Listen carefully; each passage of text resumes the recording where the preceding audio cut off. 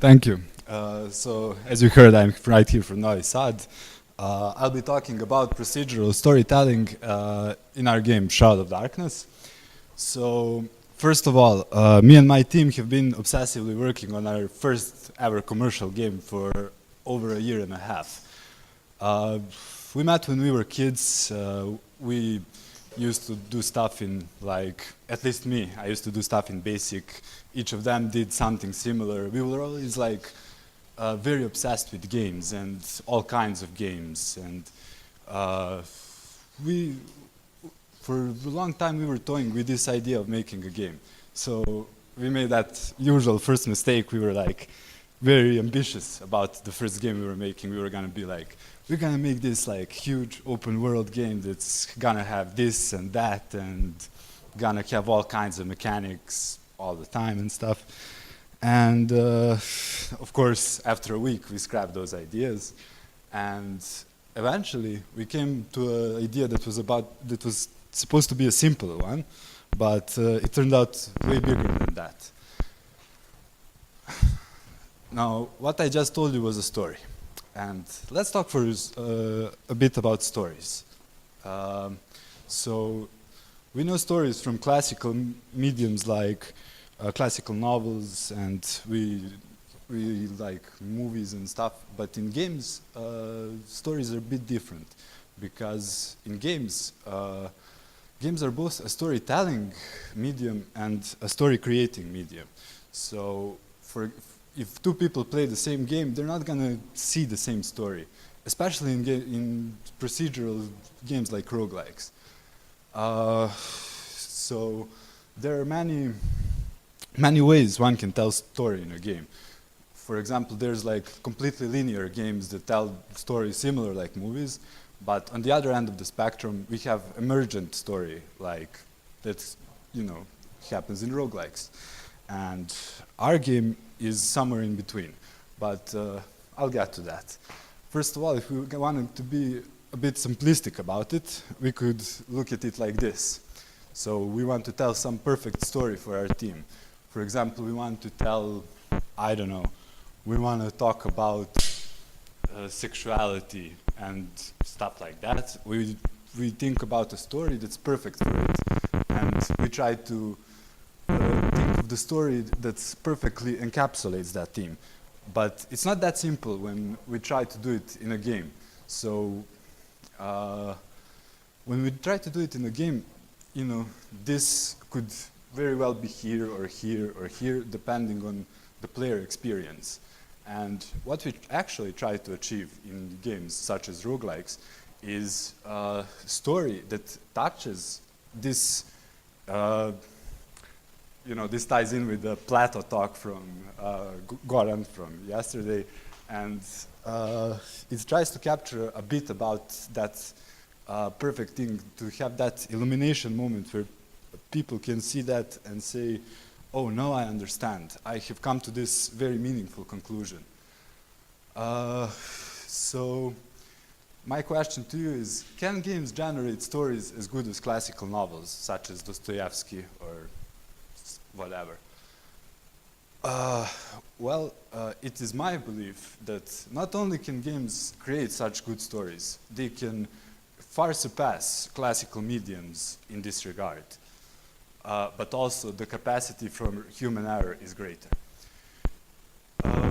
So with this vision in mind about our game and this clear motive we wanted to achieve, that's, I guess, the dream of every game developer, we asked ourselves how we can even start to create a game that tells a procedural story. And we knew that we needed lots of mechanics that are acting independently, but also, they influence each other in various ways. So how we design these mechanics are through this graph. So here we have progression frequency. And what that means is how often do you encounter this mechanic? And this is like proceduralness. How much nonlinearity do you need to attach to that mechanic? And this is basically what you can get away with. So for example, if we have something like that happens only once in a game, like a tutorial, for example, it would be down here. And if we have something that happens all the time, it would have high progression frequency, and it needs to have lots of proceduralness attached to it. Now, of course, this isn't to say that this has to be restrictive. Hell, you can make tutorial that has like 50 different, 50 different variations or, procedural elements or whatever. I don't, I can't tell you not to do that, but this is basically what you can get away with, what makes it enjoyable. So, okay, so I'll be talking a bit about our game now. So we had this idea that you were basically this man sitting behind this elaborate machine built in some Renaissance period, and you were controlling destinies of other various people. That is, you were controlling the destiny of a certain bloodline, and each character in that bloodline is tied to you in some way. A whole dark clouds have enveloped the world in our game, and it affects whole of Europe, whole world. Well, our game takes place in Europe, but yeah, it affects the whole world. And there are various interactions with things like countries, organizations, and things like that. But our game tries to do lots of themes. It tries to push. So it's procedurally generated, and it tries to get into the whole meaning of the darkness that lies in man, and themes such as ethnicity of control, how organizations interact with each other, with religion, and how can they reconcile that the world really does have some strange elements to it with their own beliefs. Now, here are some GIFs about how our game looks, and if you were among the few who tried our demo set over there, you could basically see this. This is an early prototype we built. It has all the core mechanics in the game. We started programming it from scratch, and we have been doing it for a long time. And most of the functionality is there, but design is still a bit lacking. Basically, everything you see here, as I mean the visual aspect, has been built over the last months, basically. And we plan to make it even prettier than this. Yeah, here's another GIF. So anyway, what you see here, when this right here, this is like an event. And for those of you who had played games like FTL, this shouldn't be too foreign. Basically, you have a certain number of options that you can use, and you have text. Now, these texts, they have other elements to them. They have like hoverable elements you can see. For example, there you can hover over all the stuff in color, and that will show you the character in that event. It will, based on your intelligence currently, but later it will be expanded into knowledge, and the intelligence will influence knowledge. But currently, with your intelligence, you will see the characteristics of that character. So for instance, if you have like little intelligence, you will only be able to see like he has high strength, low dexterity, things like that. But if you actually have higher intelligence, you will be able to see exactly the stats of the character. Now, yeah, here is a bit in a larger screen. See, the event has an event picture, it has text and this. And here's how the text in an event generates. This is only a small example of how it generates. There are lots of procedural elements to it. So we have an event template, and this is built in an editor we currently have working.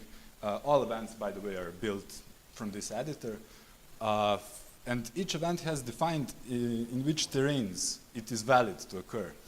Also, it has character templates, which are basically guideline for our code how to generate these characters, and they can be as handcrafted or as random as you possibly want them to be. And when you get to the text, certain things in the text are replaced by correct things that generated. So this here writes, while traversing the plains of France, you see torchlight from behind the bush. There, you spot a man wielding a long sword. So in another instance, it might say, while traversing the forests of Venice, you see a torchlight from behind the bush. There you spot a woman wielding a bow, for example. So this here is interesting and all, but it's meaningless unless it affects gameplay. And the way it affects gameplay, well, I'll get to that, but the way it affects gameplay, for example, is terrain makes it, if you generate some event windows that have random spawning options. Some options may spawn on certain terrain. Some options may have a higher chance of leading to a certain event on other terrains. Well, it's obvious how the characters and how you can see them influence the gameplay. So the pictures you see in the events are also procedurally generated, and this is how it is currently. We plan to also expand it lots. There will be things like effects. There will be things like, objects that can be added. It will be much more of a blank canvas with objects attached to it than it is now. But yeah, we think this is beautiful too, so who am I to judge? Maybe we won't. And here we have options in an event and how do they work.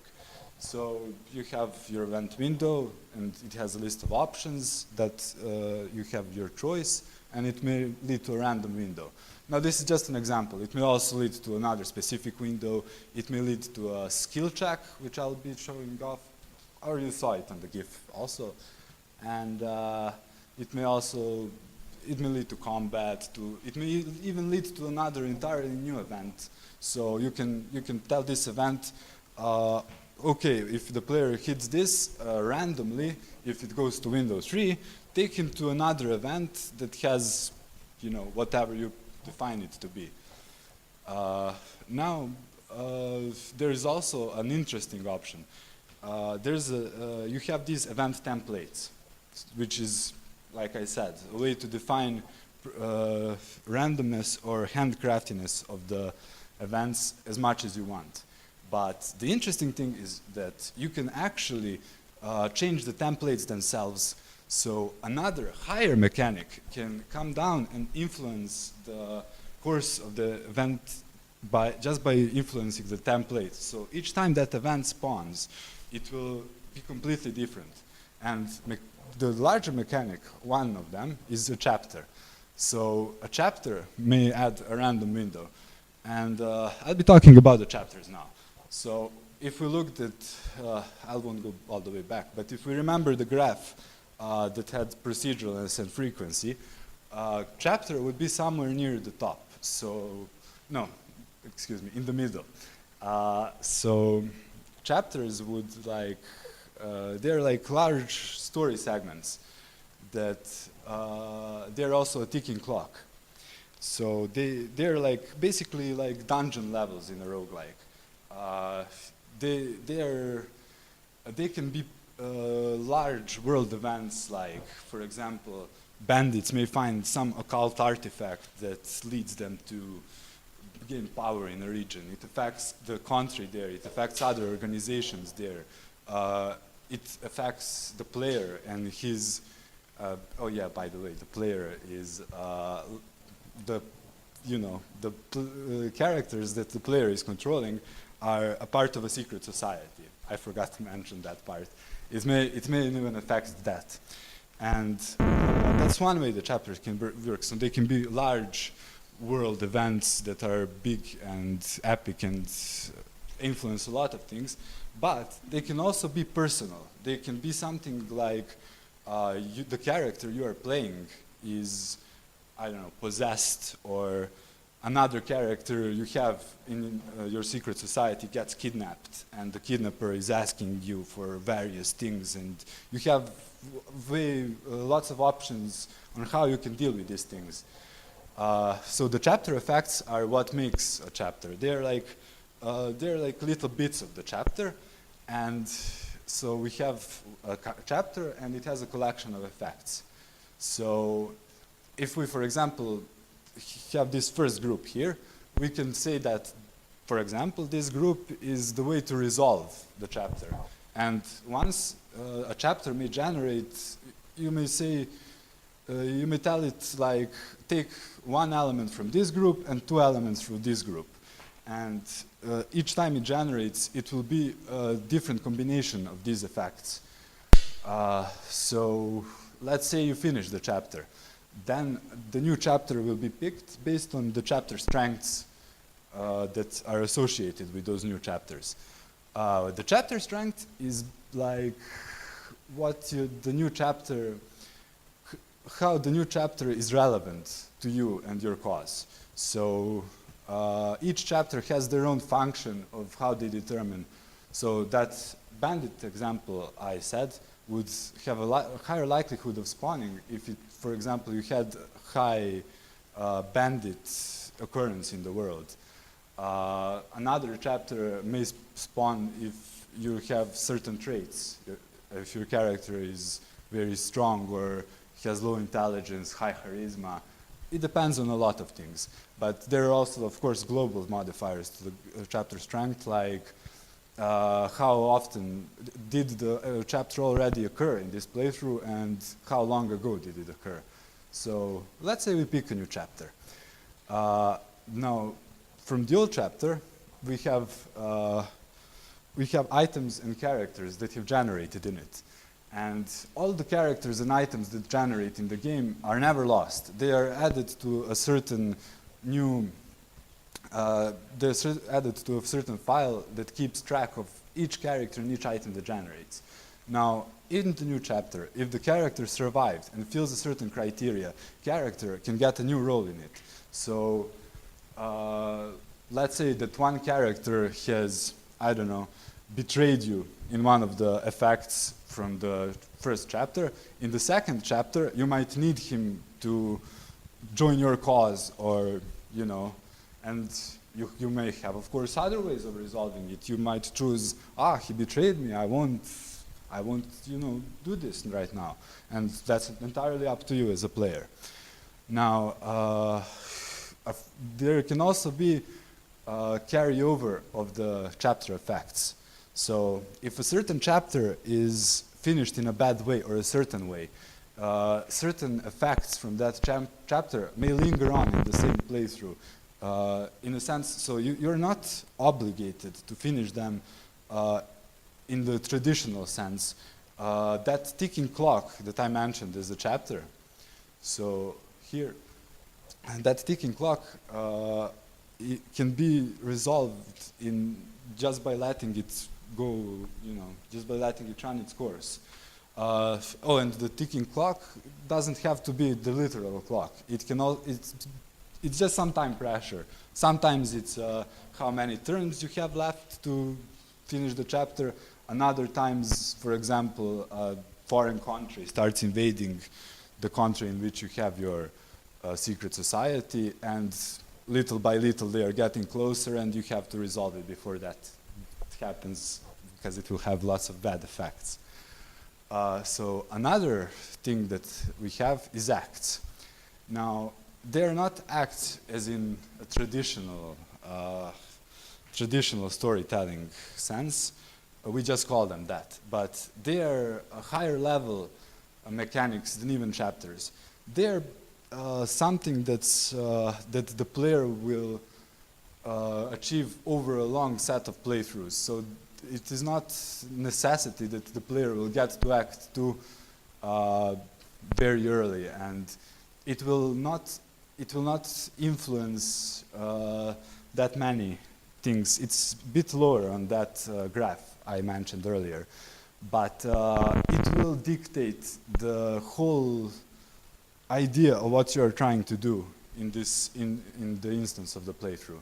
So I won't go into details of what each of these acts are. Like I said, they are lower on that, so they are more linear than, for example, chapters or events. However, like, for example, the first act is like at the start of the game. You have this locked chamber in your hidden mansion, and you don't know how to open it. So after this very beginning of the game, you get this key that is supposed to open it. However, it fails to open it, and you're stuck with this fake key, and you don't even have the direction. The game doesn't tell you you should go and open this. It just leaves you at that. So let me just leave it at that, for example. And each act has some sub-acts, and they are basically, you don't progress through them. So progression is from one act to the next. Sub-acts is happens by passing of times and filling a certain criteria. So I won't, again, I won't spoil the further things, but at the beginning, for example, the world isn't as supernatural as it will be. And slowly, the supernatural aspects started to appear more and more in the world. And this is the first sub-act. And over time, if it gets to a certain point, the second sub-act will trigger, which will carry lots of things in itself. Each of these acts has a collection of chapters that they can trigger. So, and they're redundant, but they are not the same. So Act 1 has its chapters, Act 2 has its chapters, and Act 3 has its chapters. And there, of course, like, would be a shame if there weren't any skips. There will be skips, of course, and of course I won't spoil that. Besides that, there's also some other story progression mechanics that are a bit, a bit behind. Of course, there's quests, there's tags. So when I mentioned that things like bandit occurrence in the world, supernatural occurrence in the world, that is achieved through tags. We have tags in our game, and each event has them. So event may be tagged banditry, war, politics, and a region may have a high banditry tag, for example. And what that means is it will increase the chance of you having a bandit event. Also, we have a legacy system. So, like I said, there will be, we have this mansion you have as a player where you lead your secret society, and you can do lots of things with other characters. You can hire mercenaries. You can even have slaves. You can basically do anything, but you can only, and when your character dies, you will play as another character from your secret society, but only as a member of your family tree. So you can't play as any characters you meet on the side. There will also be like, there will also be a knowledge system. So when you gain knowledge in our game, it can be traded as a commodity, it can be bought. For example, a knowledge may reveal an event on the map.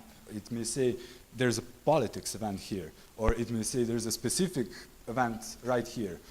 It may also reveal the chapter effect, the way to resolve a chapter you didn't previously know. So some chapter effects can be hidden, and it is up to you as a player to find out how these chapter effects, which one are currently present in this chapter.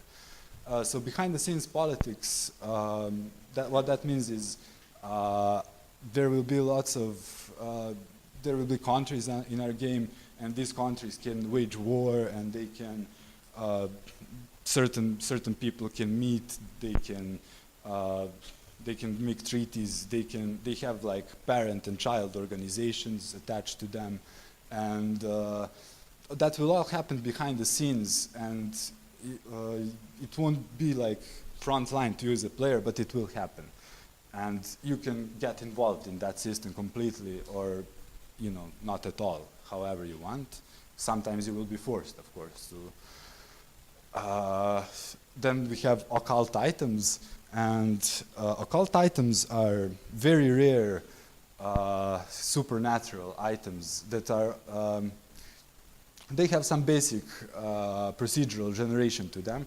They have certain list of effects that can spawn together when the world spawns. And only a certain number of them are spawned at the beginning of the world spawning.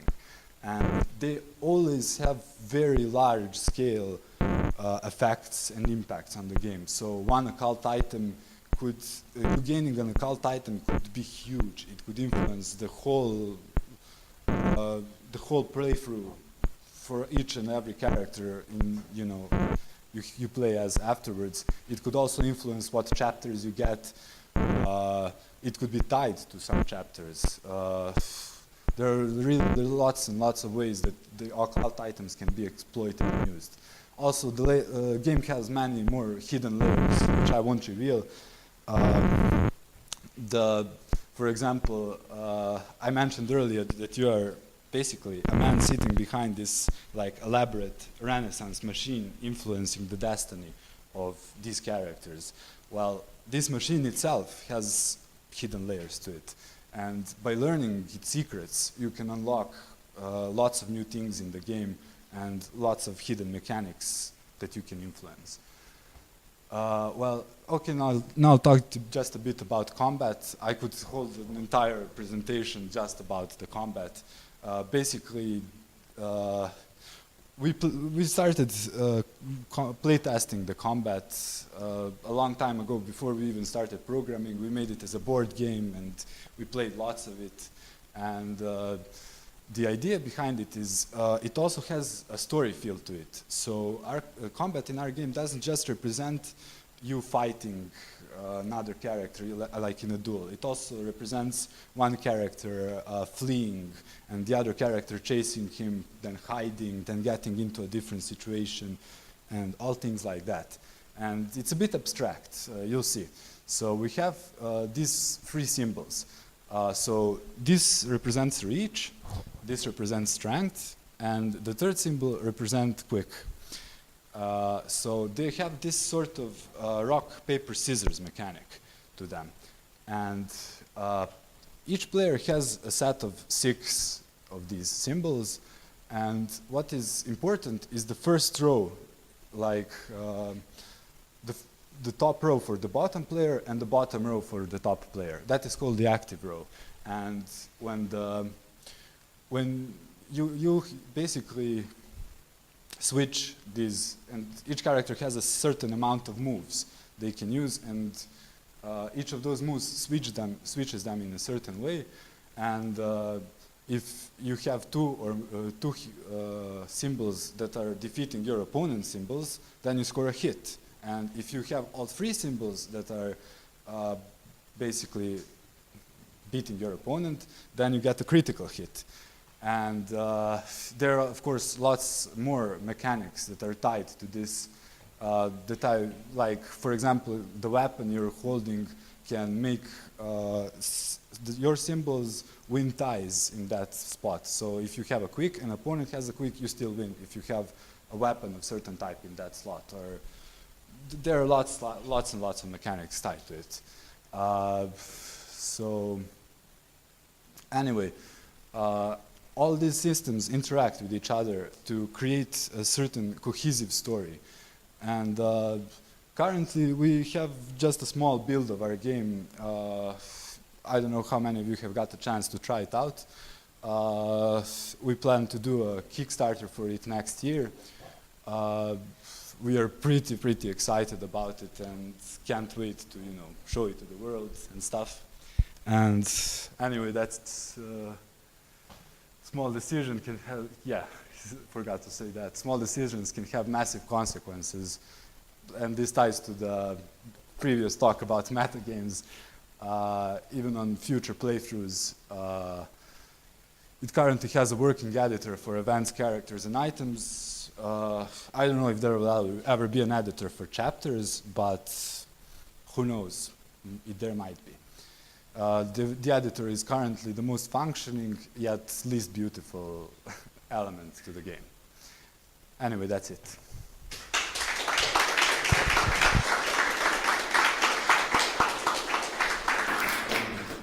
Any questions?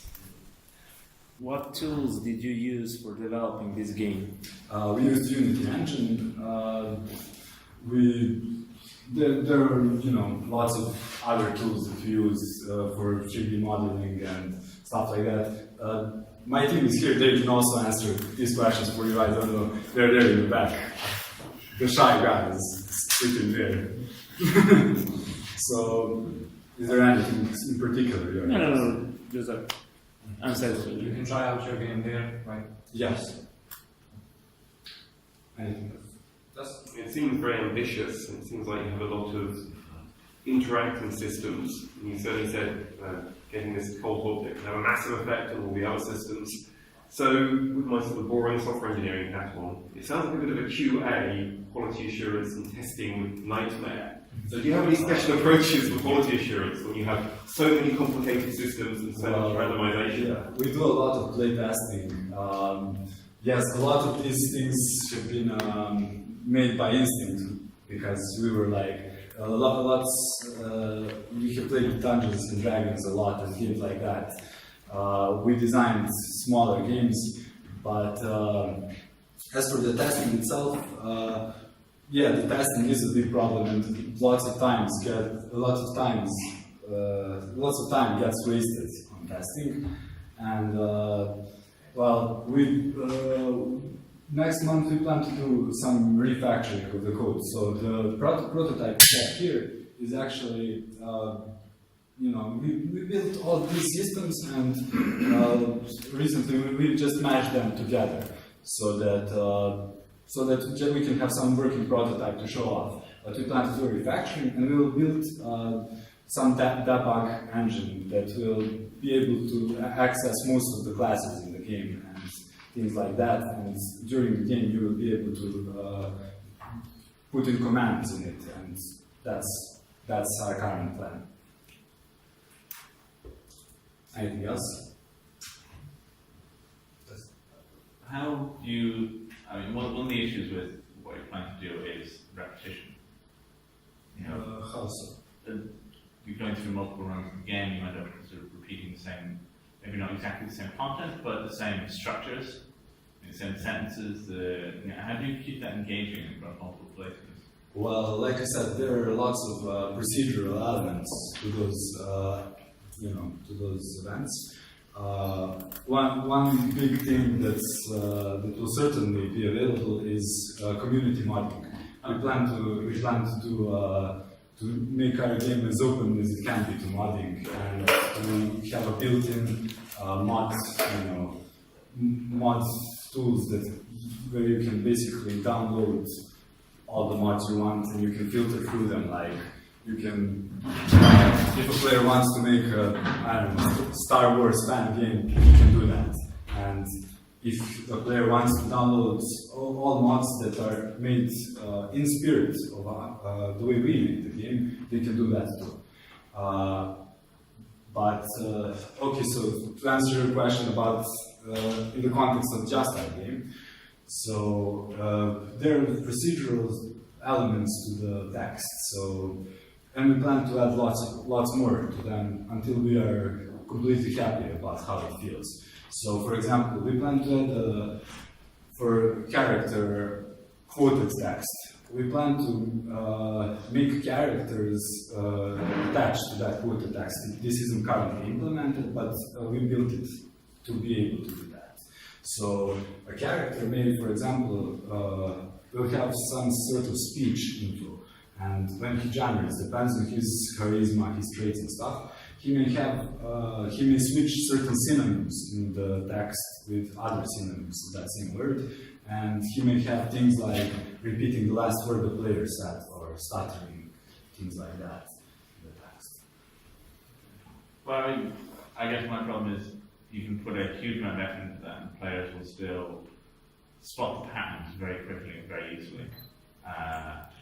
And it can still, where there are many replays of the game.